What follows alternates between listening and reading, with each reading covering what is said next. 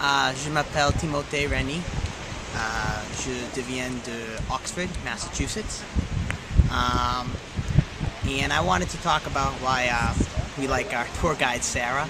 It's been my pleasure now to travel to France with Sarah Perry for the last 4 trips that St. John's has done with ACIS, and she indeed is her spirit of adventure, her love of language, the wonderful ability she has to take the students where they are and bring them further, and her ability to solve problems. She's a miracle worker, is what she is.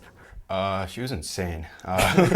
She got us up at like 6 in the morning to go run to the English Channel. Yeah. She had a polar bear run. On a cloudy and rainy day, we ran into the water, about 60 degrees, so it was pretty cold, but we had a lot of fun. Well, first you should know she's a Brit, always entertaining with the British accent. We learned a lot of new words. For example, paper towel is not paper towel, it's kitchen roll. Well, I mean, Sarah basically could make anything interesting. She was very innovative. She was kind of spontaneous with everything she did, and you never knew what was going to come next with her. She always surprised you every day.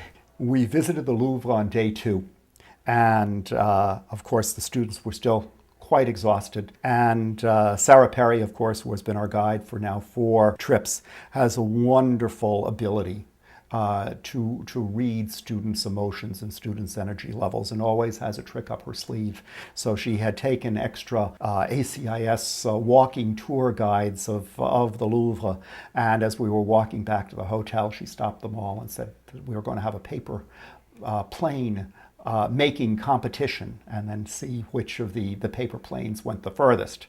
And so there they were, all on the right on the banks of the Seine, around the Eiffel Tower, folding and preparing their paper planes, and on her count of 3, they were launched. We kind of made a bit of a pit stop that wasn't really scheduled before we went to Giverny, the Gardens of Monet, and it was a place, it was actually the chateau of King Richard the Lionheart. What Sarah did was she gave us 3 bits of information that were actually factual about the place, and then we had to elaborate on the history itself, kind of make it up as we went along, and then she would come in afterwards and give the actual history. But it was a neat way for us to kind of, do an improv and have a little fun with the history and everything, but it was a lot of fun. Sarah also does this wonderful chocolate tasting activity. Most American students are fond of, perhaps their most favorite chocolate is milk chocolate, and she takes them from the very perhaps overly sweet milk chocolate to chocolate that's 70 and 80% pure chocolate. We did a chocolate tasting test where we tasted chocolate with the percentage of cocoa powder being from 20 to 99%, which was very bitter. There was a 99% cocoa one, which was absolutely disgusting. And we also had a oyster tasting, which was interesting. She forced us to try oysters, which I forced you to try oysters? We had the opportunity to. There you go. She strongly encouraged us to take part in the opportunity. And has 5 little taste testings going on, and she usually does this on a long bus ride, passing the time, using the time to educate their minds as well as their palates.